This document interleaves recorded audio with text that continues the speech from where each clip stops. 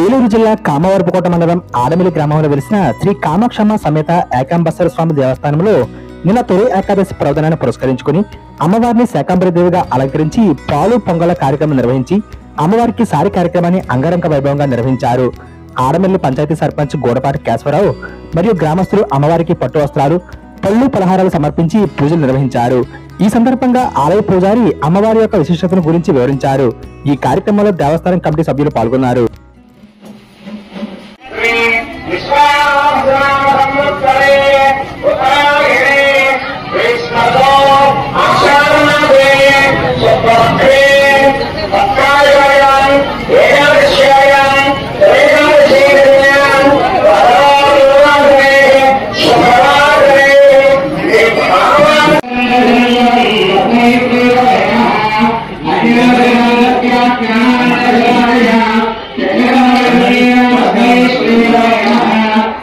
గ్రామంలో వేంచేసి ఉన్నటువంటి కామాక్షీదేవి సమేత ఏకాంబరేశ్వర స్వామి వారి దేవస్థానం ముందున ఎంతో వైభవోపేతంగా 4 సంవత్సరాలుగా అమ్మవారికి శాకాంబరీదేవి అలంకారం చేయడం జరుగుతుంది.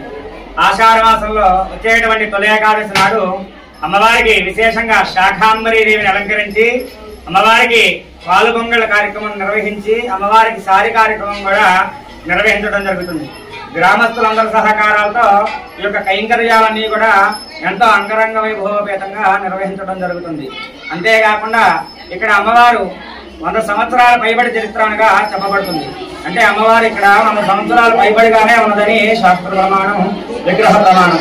అంతేకాకుండా కంచెలో ఏ విధంగా అయితే అమ్మవారు కామాక్షీదేవి కంచెలో ఏ విధంగా పద్మాసనంలో కూర్చుని ఉంటుందో అదే విధంగా ఇక్కడ కామాక్షీదేవి కూడా పద్మాసనంలో కూర్చుని భక్తులందరినీ కూడా చల్లని దీవెనలు ఇస్తూ ఉంటుంది.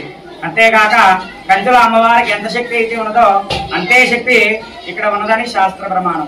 9 వారాల పాటు అమ్మవారికి 9 రకములైనటువంటి నైవేద్యాలన్నీ తీసుకువచ్చి అమ్మవారి దేవస్థానం చుట్టూ 9 ప్రదక్షిణాలు చేస్తే కోరిన కోరిక 9వ వారం లోపలనే తీరిపోతుందని, అమ్మవారి యొక్క అనుగ్రహం వల్ల 9వ వారం లోపలనే ఆ కోరిక నెరవేరుతుందని భక్తుల విశ్వాసం.